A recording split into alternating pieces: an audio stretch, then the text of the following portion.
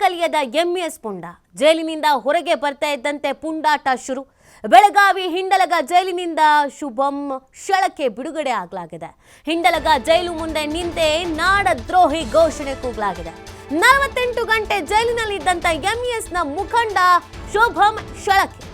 MES ಹೋರಾಟ ಮಾಡುವಾಗ ಕರ್ನಾಟಕ ಸರ್ಕಾರದಿಂದ ದಬ್ಬಾಳಿಕೆ ಮಾಡಲಾಗಿದೆ. ನಾವು ಕಾನೂನಿನ ಚೌಕಟ್ಟಿನಲ್ಲೇ ಹೋರಾಟ ಮುಂದುವರಿಸ್ತೇವೆ.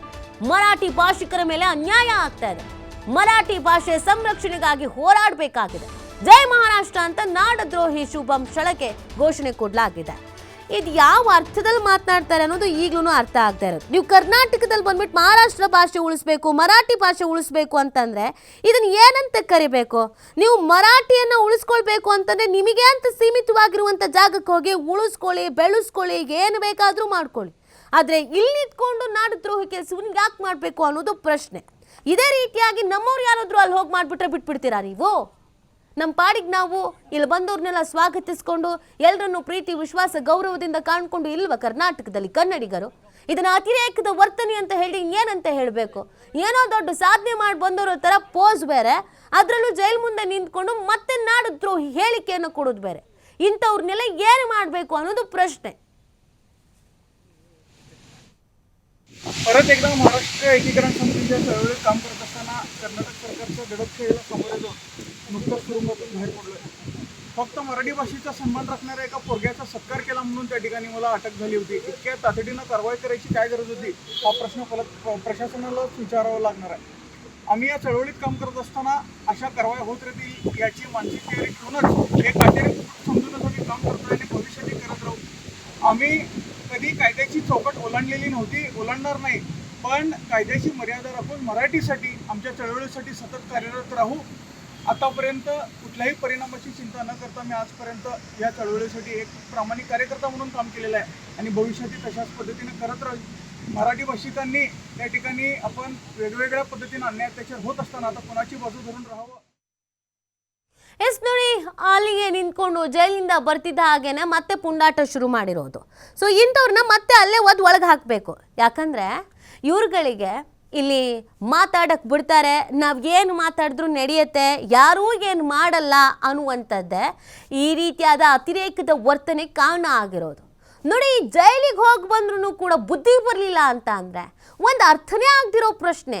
ನೀವು ಕರ್ನಾಟಕದಲ್ಲಿ ಇದ್ಕೊಂಡು ನಮ್ಗೆ ಅನ್ಯಾಯ ಆಗ್ತಿದೆ, ನಮಗೆ ಮೋಸ ಆಗ್ತಿದೆ, ನಮ್ಮ ಭಾಷೆ ಬಳಕೆ ಮಾಡ್ಕೊಳಕ್ಕಾಗ್ತಾ ಇಲ್ಲ, ಕರ್ನಾಟಕದಲ್ಲಿ ಕನ್ನಡ ಆಡಳಿತ ಭಾಷೆ ಆಗಿರತ್ತೆ, ನೀವು ಅಲ್ಯಾರೋ ಅಧಿಕಾರಿಗೆ ಕರ್ನಾಟಕದಲ್ಲಿ ಕನ್ನಡ ಮಾತಾಡಬೇಡಿ ಅಂತ ಹೇಳಿದ್ರೆ ಅದನ್ನು ದಬ್ಬಾಳಿಕೆ ಅಂತ ಅನ್ಬೇಕು, ಏನು ಅನ್ಬೇಕು? ಈ ಬಗ್ಗೆ ಮತ್ತಷ್ಟು ಮಾಹಿತಿ ನೀಡ್ತಾರೆ ನಮ್ಮ ಪ್ರತಿನಿಧಿ ಶ್ರೀಧರ್. ನಿಜವಾಗ್ಲೂ ದಿನದಿಂದ ದಿನಕ್ಕೆ ಈ ಎಂಇಎಸ್ ಪುಂಡರ ಅತಿರೇಕದ ವರ್ತನೆಯನ್ನ ಸಹಿಸ್ಕೊಳ್ಳೋದಕ್ಕೆ ಸಾಧ್ಯ ಆಗ್ತಾ ಇಲ್ಲ. ಜೈಲಿಗೆ ಹೋಗಿ ಬಂದ್ರೆ ಅವ್ರಿಗೆ ಬುದ್ಧಿ ಬರಲಿಲ್ಲ ಅಂತ ಅಂದ್ರೆ ಇನ್ನೇನು ಮಾಡಬೇಕು ಅಂತ.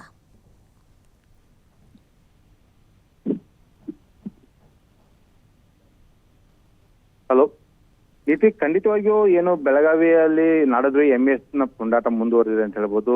ಎಂಇಎಸ್ ಮುಖಂಡ ಮತ್ತು ರೌಡಿ ಶೀಟರ್ ಅಂತ ಶುಭಂ ಶಳಕೆ 48 ಗಂಟೆಗಳ ಬಳಿಕ ಹಿಂಡಲ್ಗ ಜೈಲಿನಿಂದ ಈಗ ಏನು ಬಿಡುಗಡೆ ಆಗಿರ್ತಕ್ಕಂಥದ್ದು. ಬಿಡುಗಡೆ ಆದ ಬಳಿಕ ಜೈಲಿನಿಂದ ಹೊರಗೆ ಬಂದ ತಕ್ಷಣವೇ ಮತ್ತೆ ನಾಡದ್ರೋಹಿ ಎಂಇಎಸ್ ಪುಂಡ ಜೈ ಮಹಾರಾಷ್ಟ್ರ ಅನ್ನೋದ ಘೋಷಣೆ ಹಾಕುವ ಮೂಲಕ ತನ್ನ ಉದ್ದಟತನವನ್ನು ಪ್ರದರ್ಶನ ಮಾಡಿದ್ದಾನೆ.